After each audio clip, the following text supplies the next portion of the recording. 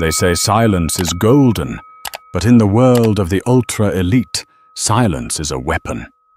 Tonight we are diving into a story that begins in the tear-stained reflection of a bathroom mirror and ends with the most satisfying public reckoning New York City has ever seen. When a ruthless mistress thought she had secured the ultimate prize, she made one fatal mistake. She mocked the wrong woman. She didn't know that the crying wife she tormented was the heiress to a dynasty that makes billionaires bow. This isn't just a breakup. It's a masterclass in revenge. Grab your popcorn. You're about to witness a dynasty war. The rain in Manhattan didn't fall. It felt like it was thrown against the glass, aggressive and relentless. Inside the penthouse of the Millennium Tower, 40 floors above the chaos of 57th Street, the silence was even louder than the storm. Artemis Anthea sat on the edge of the California king bed, the duvet bunched in her white-knuckled fists. The room smelled of Audrey's cologne sandalwood and ambition.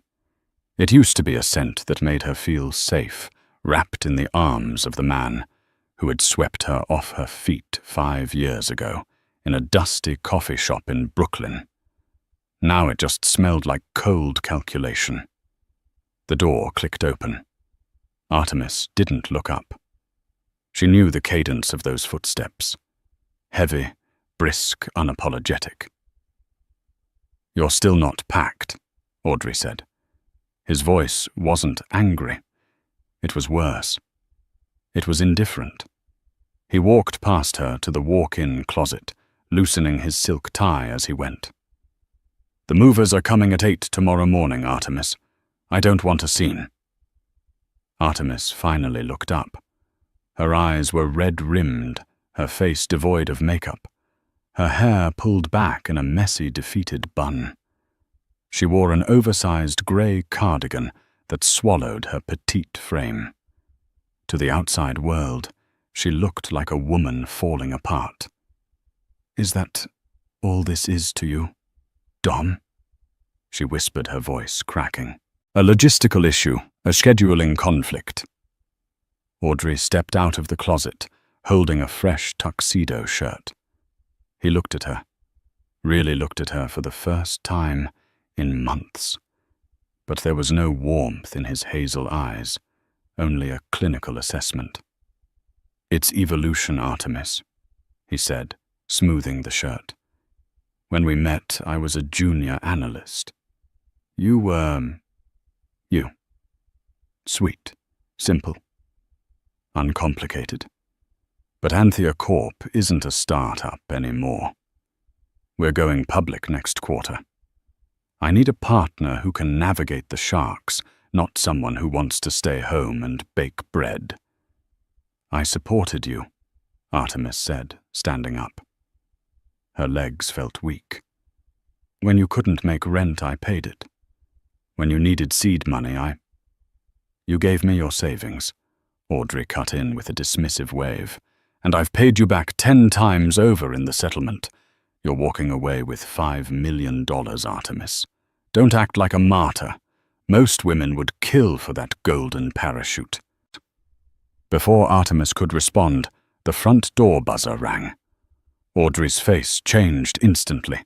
The indifference vanished, replaced by a bright, eager energy that made Artemis's stomach churn. "That's Chloe," he said, checking his watch. "She's bringing the finalized guest list for the gala tonight. Pull yourself together, Artemis. Please." Chloe Vane. The name tasted like battery acid. She walked in, without knocking, the click-clack of her Louboutins echoing on the marble floor. Chloe was everything Artemis currently wasn't: tall, impeccably groomed, sharp-edged, and radiating a predatory confidence. She wore a crimson dress that cost more than Artemis's first car, and her blonde hair was styled in a sleek, severe bob. "Dom, darling," Chloe purred, ignoring Artemis entirely as she breezed past to kiss Audrey on the cheek. She left a smudge of red lipstick on his jaw, marking her territory. The press is going wild about the merger rumors. Tonight is going to be absolute chaos. Good chaos. She turned her eyes, landing on Artemis with a look of mock surprise. "Oh," Chloe said, her voice dripping with faux sympathy. "You're still here? I thought the transition was happening today." "I live here," Artemis said, her voice trembling slightly despite her best efforts to steady it. Chloe laughed, a tinkling, icy sound. She walked over to Artemis, invading her personal space. She reached out and flicked a piece of lint off Artemis's grey cardigan. "Not for long, sweetie. And honestly, look at this place." Chloe gestured around the sleek, modern, minimalist room. "It's sharp. It's powerful.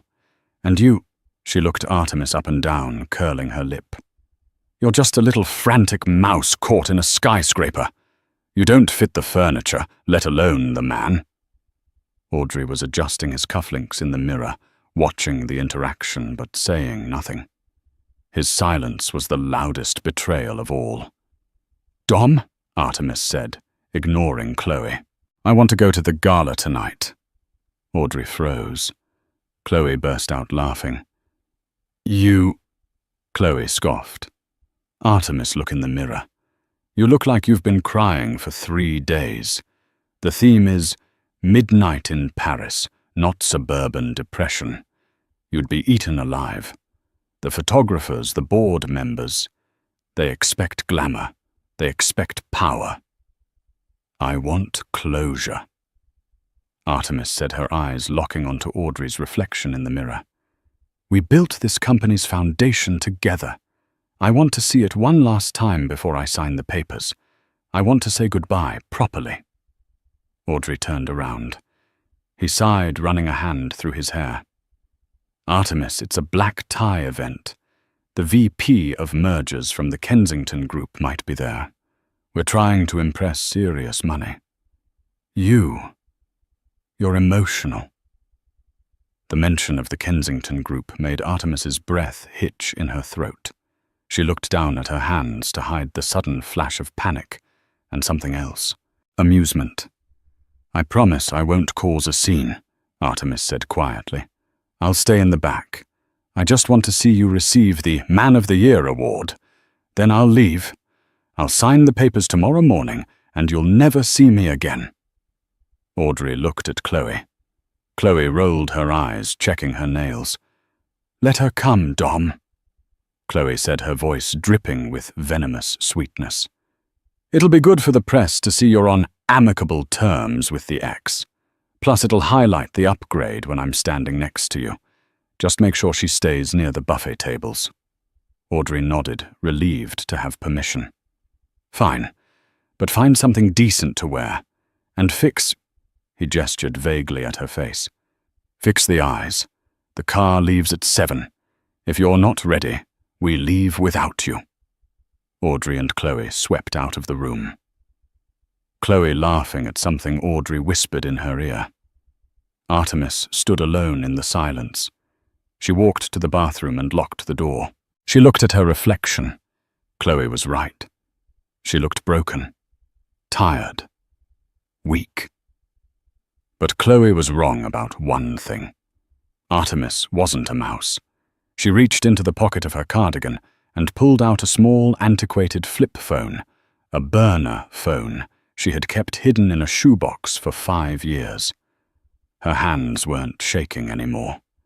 She dialed a number she hadn't called since the day she ran away from her engagement party in London, desperate to escape the suffocating weight of her family name and find someone who loved her, not her inheritance. The phone rang twice. "Kensington Residence Chief of Staff speaking," a crisp British voice answered. "Arthur," Artemis said, her voice changing. The tremble was gone. In its place was a tone of steel and velvet, an accent that shifted from Brooklyn casual to the clipped aristocratic Queen's English of her youth. "It's Artemis." There was a heavy silence on the line. then a gasp. "Lady Artemis, is it truly you?" "Her ladyship has been—" "Put grandmother on the phone, Arthur. Now." "Immediately, my lady." Seconds later, a sharp, imperious voice crackled through the line. It was a voice that could crash stock markets and dissolve governments. "Artemis, the matriarch of the Kensington dynasty, Eleanor Kensington, said. 5 years. You vanish for 5 years. You pretend to be a pauper. And now you call. Are you in trouble?" "I was wrong, grandmother," Artemis said, staring at her red-rimmed eyes in the mirror. "I thought I could live a normal life. I thought I found love that wasn't bought. And it turns out," Artemis said, a cold tear tracing a path down her cheek, "that poverty doesn't make people noble. It just makes them hungry, and when they get full, they forget who fed them." "I assume there is a man involved," Eleanor said dryly. "The one you ran off for, the entrepreneur. He's discarding me, grandmother. Tonight, for a mistress who thinks she's high society because she owns a few Birkin bags. They're mocking me. They think I'm nobody." On the other end of the line, Artemis heard the distinct sound of a porcelain teacup being set down very hard on a saucer. "Nobody." Eleanor's voice dropped an octave. It was terrifyingly quiet. "A Kensington. Nobody." "I'm going to a gala tonight," Artemis said. "The Anthea Corp gala at the Pierre Hotel. I want to show them grandmother. I don't just want to leave. I want to burn the bridge so brightly they'll need sunglasses." "The Pierre," Eleanor mused. "We own the Pierre, or rather the holding company does." "I need a dress," Artemis said. "I need hair, makeup, jewelry, and I need family. Are you in New York?" "We are always where the money is, darling," Eleanor said. "Your brother William is in the city for the UN summit, and I just landed an hour ago for a board meeting. Artemis, listen to me. Wipe your face. We are coming." "I have 2 hours," Artemis said. "2 hours is an eternity for us," Eleanor replied. "Go to the service entrance of the building. A car will be waiting in 5 minutes. Tonight, Artemis, you are not the rejected wife. Tonight, you are the return of the Queen, and God help anyone who stands in your way." Artemis hung up the phone.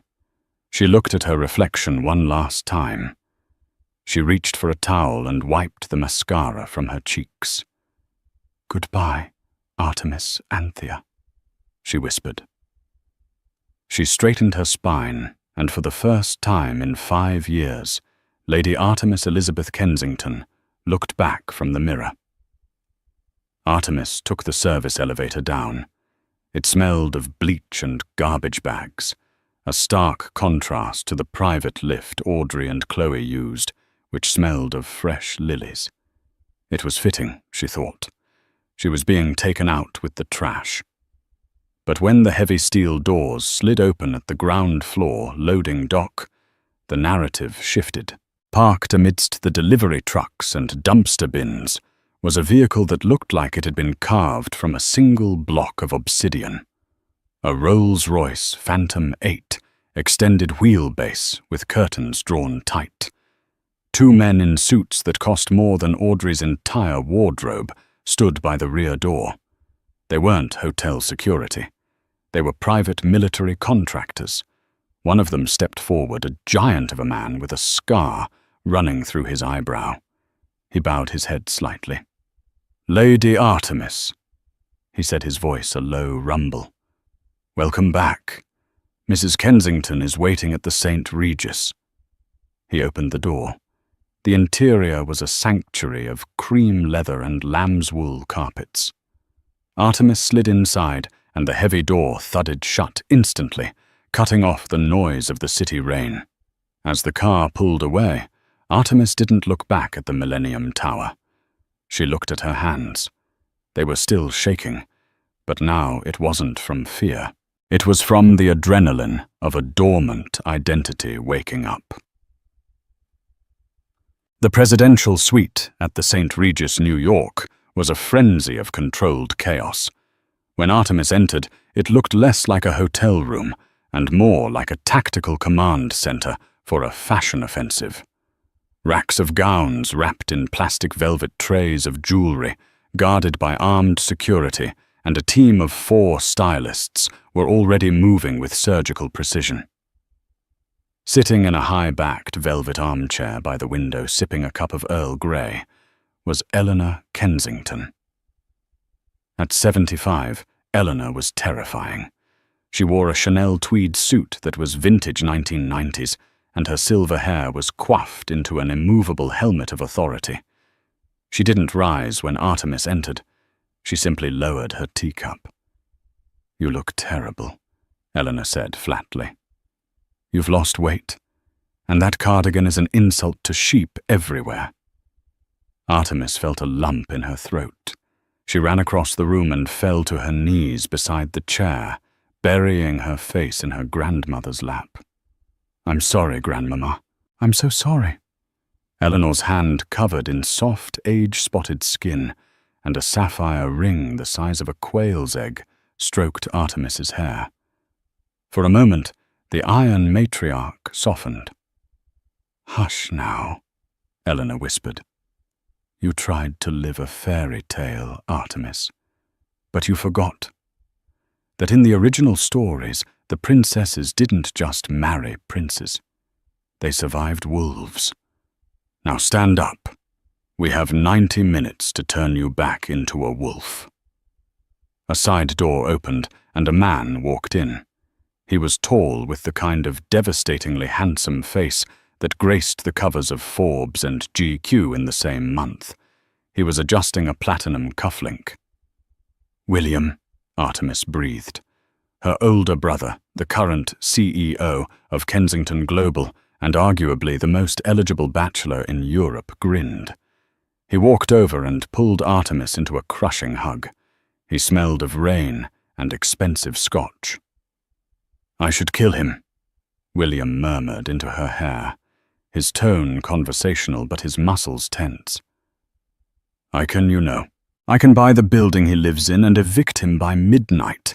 I can have his credit cards frozen before the appetizers are served."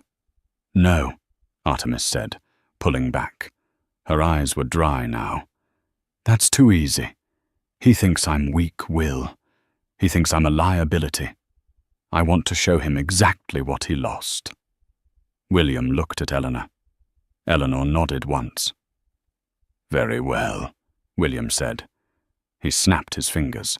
The stylists descended. "The theme is Midnight in Paris," Artemis said, as they pulled the grey cardigan off her shoulders. "Forget the theme," Eleanor commanded from her chair. "Themes are for people who need instructions. You are not going as a guest, Artemis. You are going as the owner." She pointed to a garment bag at the back of the rack. "The Ely Saab custom, the midnight blue one, and bring the vault case." For the next hour, Artemis was scrubbed, polished, painted, and sculpted. Her messy bun was transformed into a sleek Hollywood glamour wave that cascaded over one shoulder. Her tear-stained skin was prepped with serums that cost a fortune, leaving her glowing like porcelain. Her eyes were smoked out with charcoals and shimmers, making her iris color pop and piercing ice blue that she usually hid behind glasses. Then came the dress. It was a masterpiece of deep midnight blue velvet and silk tulle, encrusted with thousands of tiny Swarovski crystals that caught the light like a captured galaxy. It had a plunging neckline that was daring but regal, and a slit that went up the thigh. It was a dress that demanded attention, but the pièce de résistance was the necklace. William opened the velvet box. Inside lay the Kensington Ters, a necklace of diamonds and sapphires that had once belonged to a Russian Tsarina. It hadn't been seen in public since the 1980s. Heavy lies the crown, William joked as he clasped the cold weight around Artemis's neck. Artemis looked in the full-length mirror. The frantic mouse was gone. The sad housewife was dead. Staring back at her was a woman who looked like she could purchase Audrey's soul and keep it in her purse as a souvenir. "Are you ready?" William asked, offering his arm. Artemis took a deep breath. She thought of Chloe's smirk. She thought of Audrey's indifference. "Let's go to the Gala," she said. The Pierre Hotel on Fifth Avenue was the epitome of old New York glamour. The rain had slowed to a drizzle, but the flashbulbs of the paparazzi created a lightning storm of their own under the grand awning.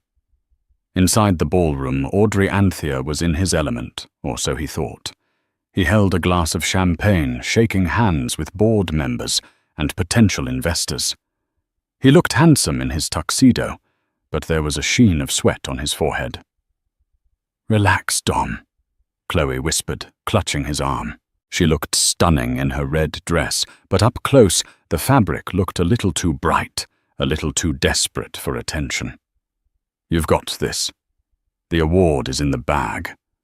"I haven't seen the Kensington rep yet," Audrey muttered, scanning the room.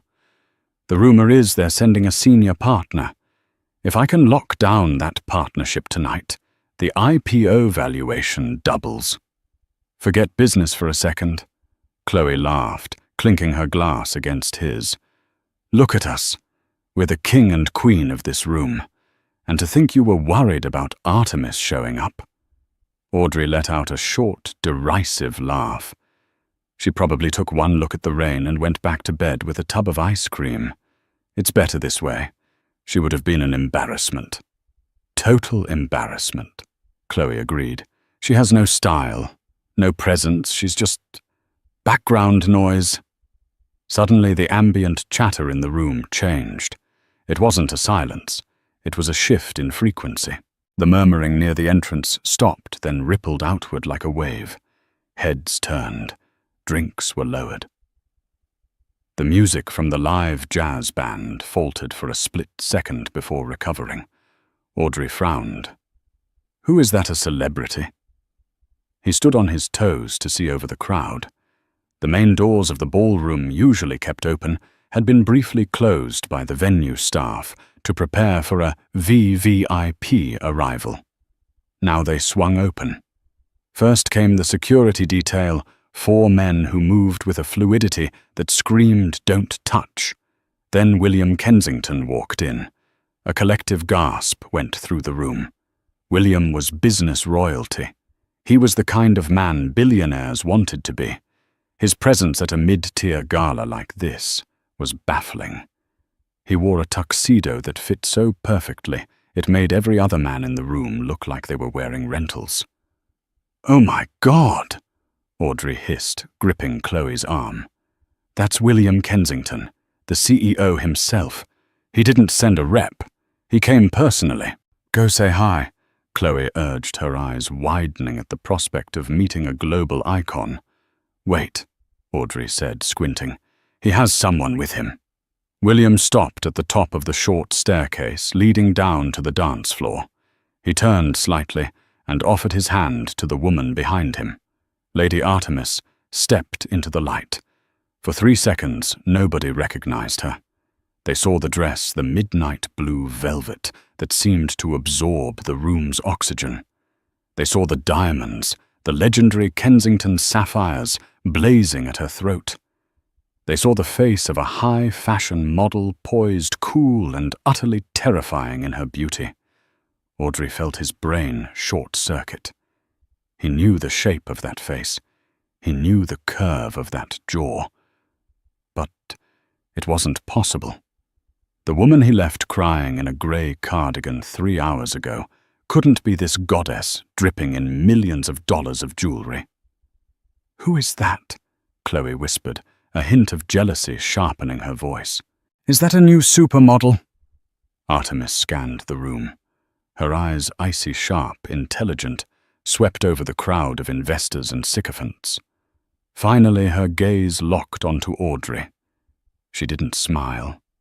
She didn't wave. She simply tilted her chin up, an acknowledgement of his existence that was more insulting than if she had ignored him. She took William's arm, and they began to descend the stairs. The crowd parted for them like the Red Sea. "It can't be," Audrey whispered, the color draining from his face. "Artemis." A photographer near the front, a veteran of the society pages, suddenly lowered his camera and shouted, "Is that Lady Artemis, Lady Artemis Kensington?" The whisper turned into a roar. Lady Artemis Kensington. Audrey felt the room spin. Kensington. Numb.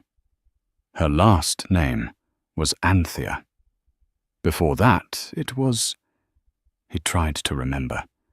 She had never used a last name when they met. Just Artemis. She said she was estranged from her family. She said they were difficult. He thought difficult meant alcoholic parents in a trailer park. He didn't realize difficult meant an ancient British banking dynasty. William and Artemis reached the bottom of the stairs. The event organizer, a flustered man named Gregor, rushed over, practically bowing. "Mr. Kensington, we had no idea you were coming. And Mrs. Anthea." Gregor looked confused. William placed a protective hand over Artemis's hand on his arm. He looked at Gregor with a smile that didn't reach his eyes. "Please," William said, his voice projecting clearly enough for the nearby onlookers, including Audrey, to hear. "She has reverted to her maiden name. This is my sister, Lady Artemis Kensington, and we are here to discuss the future of Anthea Corp." Chloe dropped her champagne glass. It shattered on the floor, the sound echoing in the stunned silence. Audrey stood frozen, staring at the woman he had discarded for being too simple. She was currently standing 10 feet away, wearing a necklace worth more than his entire company, looking at him like he was a stain on the carpet. Artemis leaned over to William and whispered something. William laughed, a rich, hearty sound. Then Artemis turned and began to walk straight toward Audrey and Chloe. The click-clack of her heels was gone, replaced by the silent, graceful glide of a predator. "Close your mouth, Dom," Artemis said, as she stopped in front of him. Her voice was the same, yet entirely different. It held authority. "You'll catch flies, and this is a black tie event." The silence in the immediate vicinity was suffocating. The air between Artemis, Audrey, and Chloe crackled with enough tension to power the city grid. Chloe was the first to recover. Her survival instinct, honed in the vicious circles of high society climbers, kicked in. She looked at Artemis's dress, then at the shattered glass by her feet, and finally forced a tight, condescending smile. "Well, well," Chloe said, her voice pitching slightly higher than usual. "Quite the makeover, Artemis. Did you rent the jewelry? It's a bit theatrical, don't you think? Trying a little too hard to prove you're not heartbroken." Artemis didn't even blink. She looked at Chloe with the mild curiosity of a scientist examining a bacteria sample. "Hello, Chloe," Artemis said softly. She reached up and touched the sapphires at her neck. "And no, they aren't rented. These are the Kensington tears. They've been in my family since 1912. My grandmother wore them to meet the Queen. I'm wearing them to watch you embarrass yourself. I suppose we all have our traditions." A ripple of snickers went through the eavesdropping crowd. Chloe flushed a deep, angry crimson. Audrey found his voice. He stepped forward, his eyes darting between Artemis and the formidable figure of William Kensington, standing behind her like a sentinel. "Artemis," Audrey stammered, his voice hushed and frantic. "And Kensington. Is this a joke? You told me your parents were... You said they were unavailable." "I said they were unforgiving," Artemis corrected him, her gaze icy. "And I said I left that life because I wanted to build something real. I wanted to be loved for me, Audrey. Not for my last name. Not for the trust fund. I wanted to see if a man could love Artemis, the baker.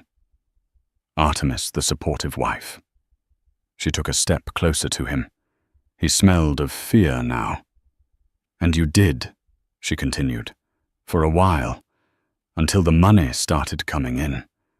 Then Artemis, the wife, wasn't enough. You needed a trophy. Well, congratulations, Dom. You're looking at the ultimate trophy now. And you can't afford her. I didn't know, Audrey pleaded, sweating profusely. Artemis, if I had known— That is exactly the point, William boomed, stepping in. His voice carried effortlessly. If you had known she was worth billions, you would have treated her like a queen. But because you thought she was nobody, you treated her like garbage. That reveals your character, Mr. Anthea. And character is something you cannot buy. Chloe, sensing her grip on the situation slipping, tried to interject. She grabbed Audrey's arm possessively. Oh, please. So she has a rich brother. Big deal. Audrey built this company from the ground up. He's the genius here. Artemis just sat at home. Artemis laughed. It was a dark, genuine laugh. Built it from the ground up? Artemis asked, arching an eyebrow. Dom, tell her. Tell her about the seed money in 2019.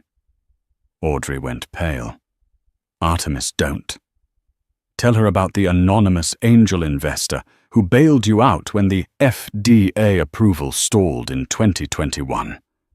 Artemis pressed. Artemis, please, Audrey whispered, looking around at the investors who were now listening intently. It was me, Artemis said, addressing the small crowd gathering around them. My personal savings. That wasn't from baking bread. That was my quarterly allowance from the Kensington Trust. I funneled $2 million into Anthea Corp under a shell company because you were too proud to take money from your wife, but too desperate to refuse a stranger. The crowd gasped. Whispers erupted instantly. She funded him. She owns the debt. Chloe looked at Audrey, horrified. Is that true? Audrey couldn't speak. He just stared at the floor. I didn't just sit at home, Chloe, Artemis said, turning back to the mistress. I was the silent partner. I proofread every contract. I designed the initial marketing strategy. I cooked the meals that fueled the late nights. I built the throne you're trying to sit on. Artemis leaned in, her voice dropping to a lethal whisper that only Chloe and Audrey could hear. And tonight, I'm taking the throne back. Before they could respond, the lights in the ballroom dimmed. A spotlight hit the main stage. The booming voice of the announcer filled the room. Ladies and gentlemen, please take your seats. It is time for the highlight of our evening. Please welcome the CEO of Anthea Corp, our Man of the Year, Mr. Audrey. Anthea. Polite applause followed, but it was thinner than usual. The room was distracted. Everyone was looking at Artemis. Audrey looked like a man marching to the gallows. He adjusted his tie, shot a terrified look at Artemis, and walked toward the stage. Watch this, William whispered to Artemis, checking his watch. The timing should be perfect. Audrey stood at the podium. The spotlight blinded him, which was a blessing because he didn't want to see the audience. He didn't want to see Artemis's blue dress shimmering in the darkness like a warning beacon. He gripped the microphone. His hands were shaking. Thank you, he croaked. He cleared his throat. Thank you all. This award. It represents excellence. It represents the future. He tried to find his rehearsed speech in his mind, but it was gone. All he could think about was the Kensington name. He had to fix this. He had to spin it. If he could publicly link himself to the Kensingtons, he could still survive this. He could claim it was a secret partnership. Anthea Corp is about family. Audrey lied, gaining a sudden burst of desperate confidence. And speaking of family, I am honored to have my partners here tonight, the Kensington Group. He pointed blindly into the crowd. We have been working silently together for years, Audrey announced, lying through his teeth. And I am proud to announce that with their continued backing, Anthea Corp will be expanding into the European market next year. There was a scattering of applause. Then a voice cut through the room. I object. It wasn't a shout. It was a calm, projected statement from the center of the room. William Kensington stood up. A spotlight swung over to him. He held a microphone that had been conveniently handed to him by a staff member. Miss Anthea, William said, his voice echoing through the stunned ballroom. I'm afraid there has been a misunderstanding. The Kensington Group is not backing Anthea Corp. Audrey froze on stage. William, I mean, Mr. Kensington. We can discuss. There is nothing to discuss. William continued, walking slowly toward the stage, Artemis at his side. It is true that Lady Artemis personally invested in your company. However, as of 6 o'clock this evening, the Kensington board has reviewed the assets. William stopped at the foot of the stage and looked up at Audrey. The entire room held its breath. We have decided to divest, William said coldly. We are pulling all funding. We are recalling the loans, and since those loans were secured against your majority shareholding, well, William turned to the audience, addressing the bankers and investors directly. The Kensington Group formally declares a lack of confidence in the leadership of Audrey Anthea. We advise all our partners to re-evaluate their positions. It was a death sentence. In the world of high finance, a public disavowal by the Kensingtons was worse than bankruptcy. It was a mark of Cain. Phones lit up all over the room. Sell, someone shouted into a mobile in the back. Dump the stock. Now, before the market opens in Tokyo. Pull the term sheet, another voice yelled. Audrey watched in horror as his empire crumbled in real time. The buzz of Man of the Year turned into the roar of a panicked sell-off. He looked at Chloe standing near the front table. She was furiously typing on her phone. Chloe, he called out, forgetting the microphone was still on. Chloe, call the PR team. Chloe looked up. She didn't look worried for him. She looked annoyed. She stopped typing, grabbed her clutch and turned her back on him. She started walking toward the exit. Chloe, Audrey asked, his voice breaking over the speakers. The audience cringed. It was pitiful. Artemis stepped forward then. She didn't take the stage. She didn't need to. She stood at the bottom of the stairs, looking up at the man she had loved. The movers are coming at 8 tomorrow, Audrey. Artemis said, her voice clear and calm. But I don't think you need to worry about packing. The bank will be seizing the penthouse by noon. She reached into her clutch and pulled out a single envelope, the divorce papers he had forced her to look at earlier. You wanted me to sign these, she said. You wanted a clean break. You wanted to give me $5 million to go away. She ripped the papers in half, then in quarters. She threw the confetti of paper into the air. I don't want your $5 million, Dom. I have billions. I don't want the settlement. I want the satisfaction. She turned to William. I'm ready to go, brother. The air in here is getting stale. Wait, Audrey shouted, running down the stage stairs, nearly tripping. Artemis, please. We can talk about this. I love you. It was just a mistake, I was stressed. He reached for her arm. Before he could touch her, the large bodyguard with the scarred eyebrow stepped in. He didn't hit Audrey. He simply acted as a human wall. Audrey bounced off him and fell to the floor. Cameras flashed. Audrey Anthea, Man of the Year, lying on the floor in a tuxedo, reaching out for a wife who was walking away into a sea of diamonds and flashbulbs. Artemis didn't look back. She walked out of the ballroom, the train of her midnight blue dress gliding over the carpet like royalty leaving a coronation. The sun rose over New York City with a cruel, blinding brightness. It was the kind of crisp, clear morning that usually signaled a fresh start, but for Audrey Anthea, it signaled the end of the world. He hadn't slept. After the gala, he had been escorted out of the Pierre Hotel by security, not because he was dangerous, but because he was pathetic. He had spent the night wandering the streets of Midtown. His tuxedo stained his bow tie, undone his phone, buzzing incessantly until the battery died. At 7:45 a.m. he returned to the Millennium Tower. He needed a shower.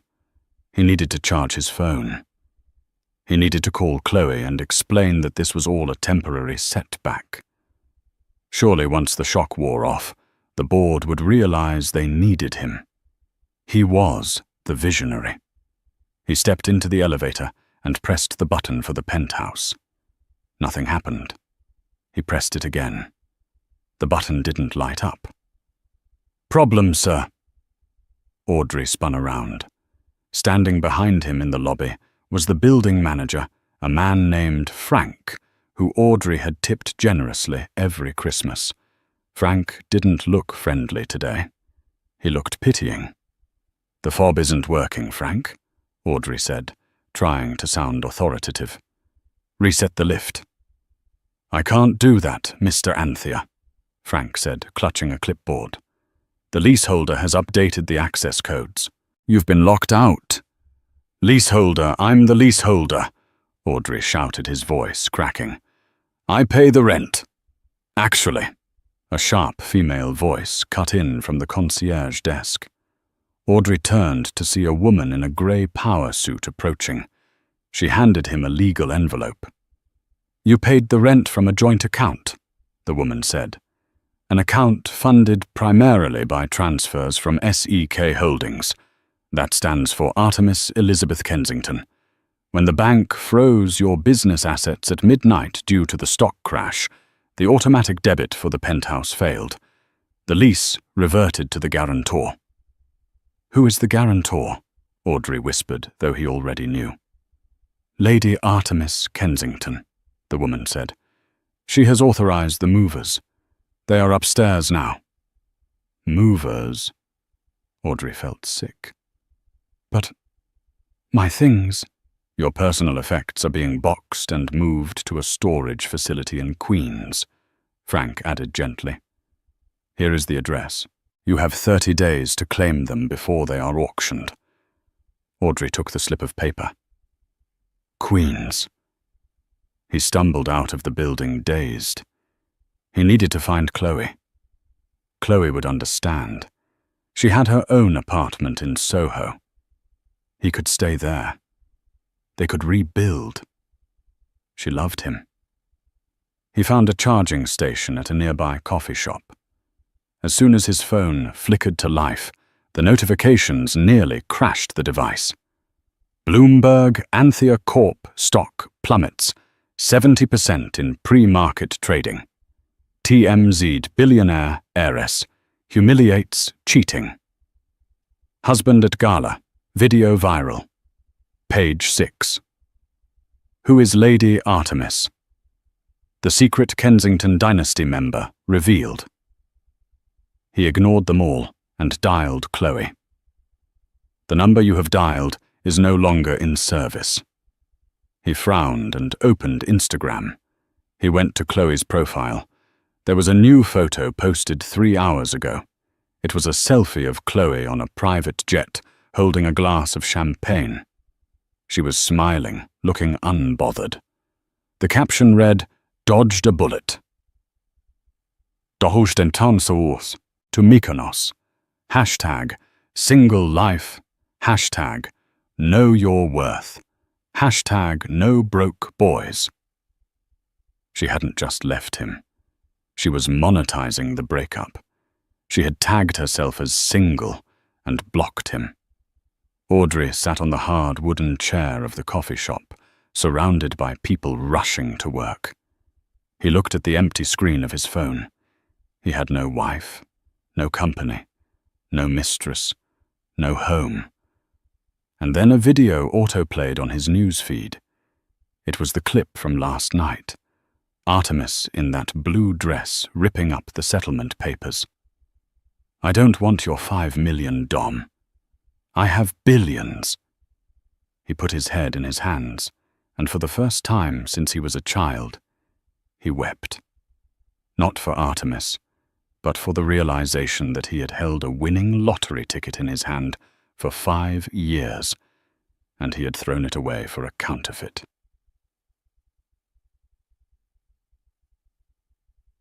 Meanwhile, in the presidential suite at the St. Regis, the mood was very different. Artemis sat on the balcony, wrapped in a plush white robe, watching the city wake up. A spread of croissants, fruit, and smoked salmon lay untouched on the table. William walked out, reading a tablet. "Good morning, woman of the hour." Artemis didn't smile. She just took a sip of her coffee. "Is it done?" "It's carnage," William said with a grim satisfaction. "Anthea Corp stock is trading at junk status. The board has called an emergency meeting for Monday. They want to fire Audrey, but they can't fire him without a majority vote. And since he still holds 40% of the shares, they need a buyer," Artemis finished. "Exactly." William sat down opposite her. "The vultures are circling. They want to strip the company for parts. Patents, tech, client lists." "No," Artemis said firmly. "The company is good. The product is good. Audrey is the rot, not the work. We built that code together at our kitchen table, Will. I'm not letting it get chopped up." William raised an eyebrow. "You want to save it." "I don't want to save it," Artemis said, her eyes flashing cold steel. "I want to own it. Hostile takeover. Buy the debt, buy the dip. By Monday morning, I want to be the majority shareholder." William whistled low. "Grandmother will love this. You're not just taking his house, you're taking his legacy." "He said he wanted a partner who could navigate the sharks," Artemis said, standing up and tightening her robe. "I'm going to show him I'm not a shark. I'm the ocean, and he's just drowning." 3 weeks later. The headquarters of Anthea Corp was a glass monolith in the financial district. The atmosphere inside was funereal. Layoffs were rumored. Half the desks were empty. Audrey Anthea walked into the building, wearing a suit that was slightly wrinkled. He hadn't been able to afford the dry cleaner, and he was currently staying in a motel in New Jersey. He had been summoned. The board of directors had sent him a formal notice to discuss the restructuring and acquisition of Anthea Corp. This was his chance. Audrey had spent the last 3 weeks rehearsing his pitch. He would tell them he had a plan to pivot. He would beg if he had to. He just needed to stay on as CEO, even as a figurehead. He took the elevator to the 41st floor. The secretary, a woman named Linda, who used to bring him coffee with a smile, didn't look up as he passed. She was busy typing up her own resume. Audrey pushed open the double doors to the boardroom. The long mahogany table was full. The 6 board members sat on one side, looking grim. On the other side, at the head of the table, sat a figure in a high-backed leather chair, turned away from the door, looking out at the skyline. "Gentlemen," Audrey said, smoothing his tie, "I know things look bad, but I have a strategy. The market overreacted to a personal dispute." One of the board members, an old man named Mr. Henderson, shook his head. "Sit down, Audrey. You have no strategy. You have no capital. And as of 10 minutes ago, you have no company." "What?" Audrey froze. "We sold," Henderson said. A private equity firm made an all-cash offer for the outstanding debt and 51% of the equity. We accepted. The company is under new management, effective immediately. You can't do that. Audrey slammed his hand on the table. I founded this place. Who is the buyer? I want to talk to them. I'll sue. The chair at the head of the table slowly swiveled around. Audrey's breath caught in his throat. It wasn't Artemis. It was Eleanor Kensington. The matriarch sat there, looking like a judge at the gates of hell. She wore a black suit and a single strand of pearls. She looked at Audrey with utter disdain.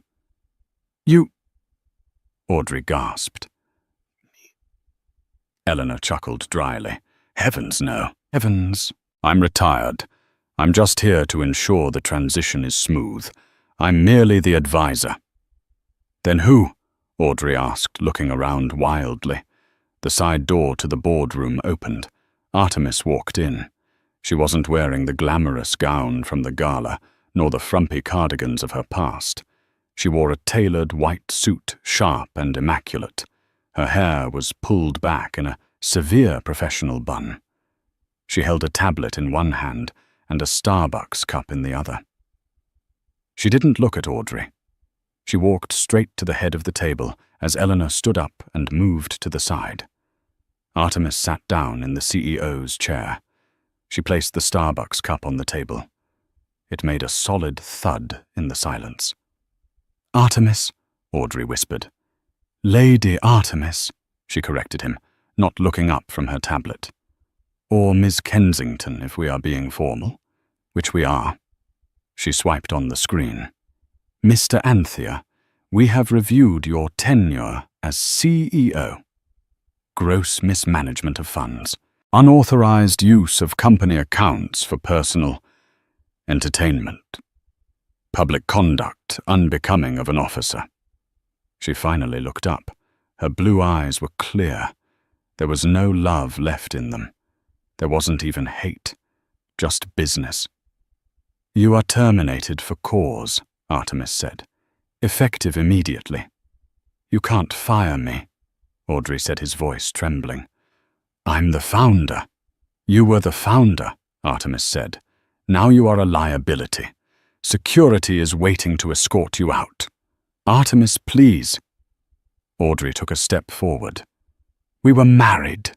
We built this. Don't do this. I have nothing. Artemis paused.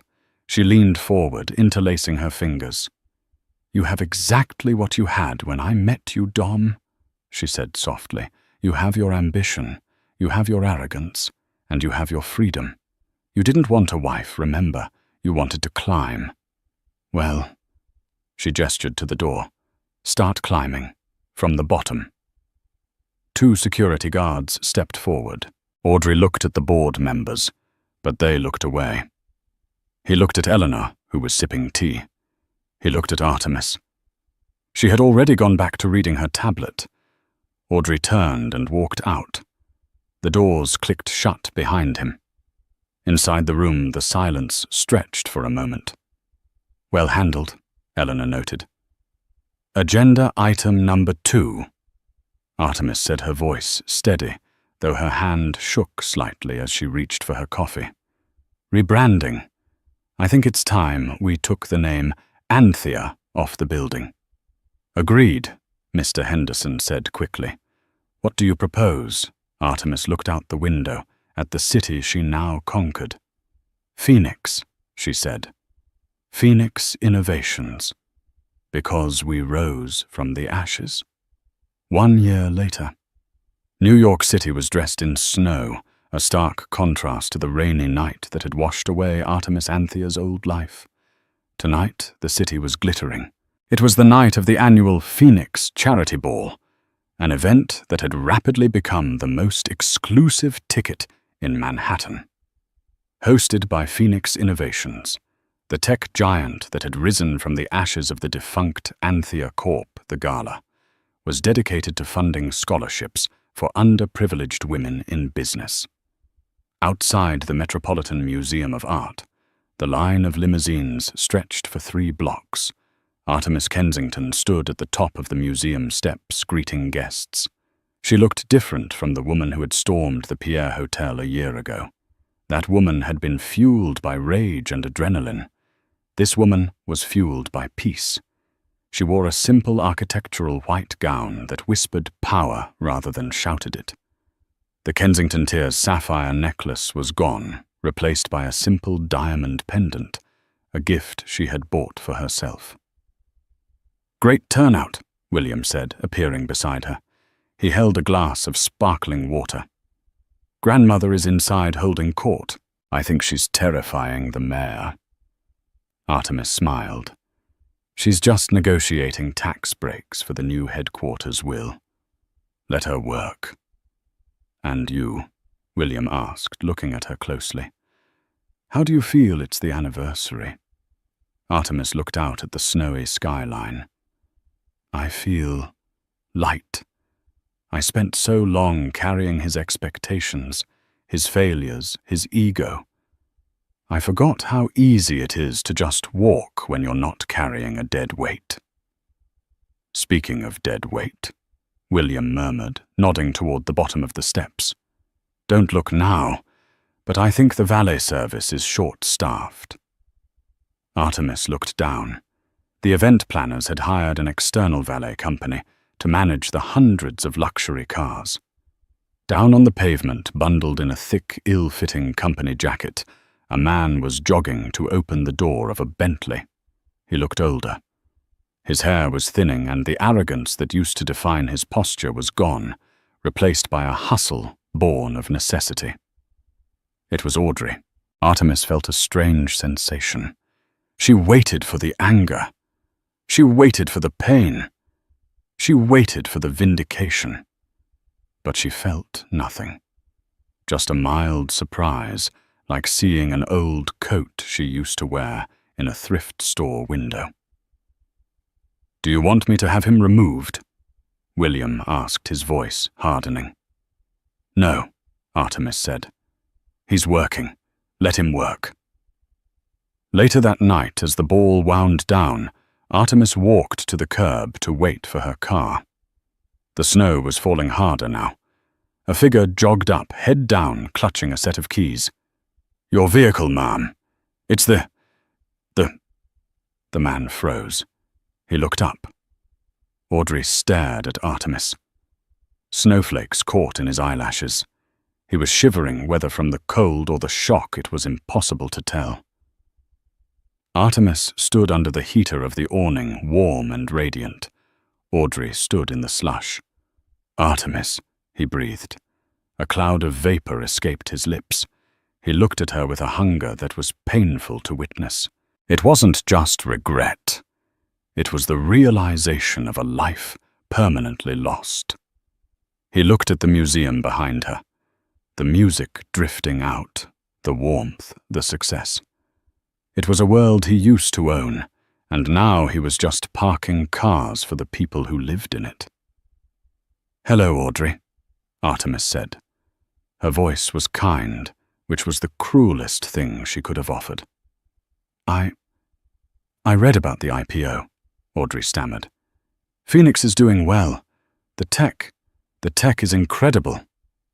"We went back to the original code," Artemis said simply. "The code you thought was too simple. Turns out people like simple. They like things that work." "I miss you," Audrey blurted out. He took a half step forward, his eyes wet. "Artemis, I'm sorry. I say it every day. Chloe, she was nothing. She left me the week the money ran out. I'm alone. I'm living in a studio in Queens. I can change. I can..." Artemis held up a hand.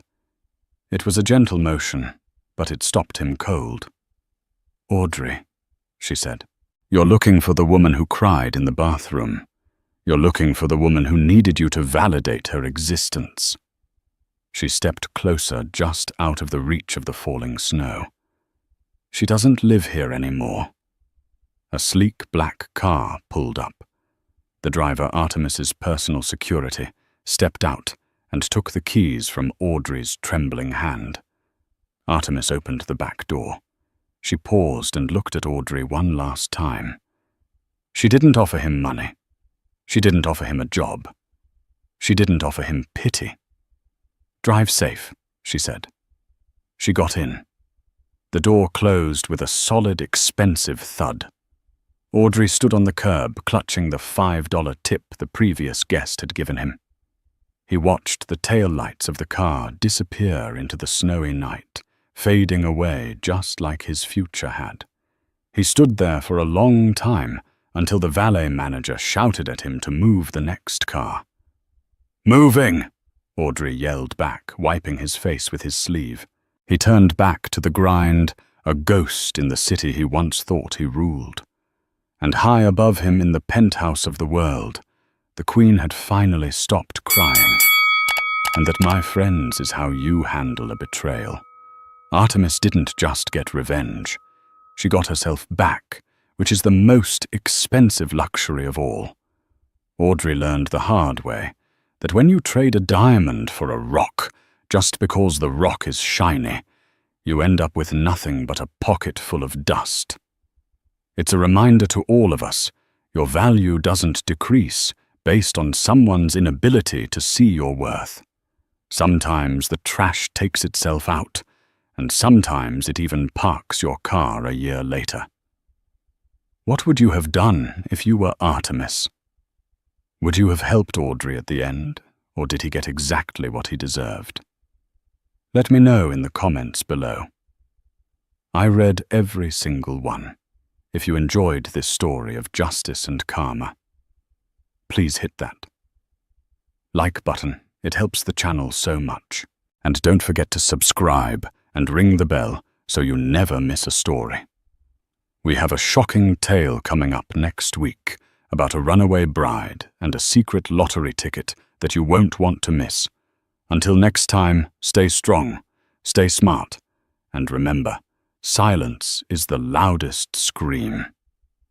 Thanks for watching.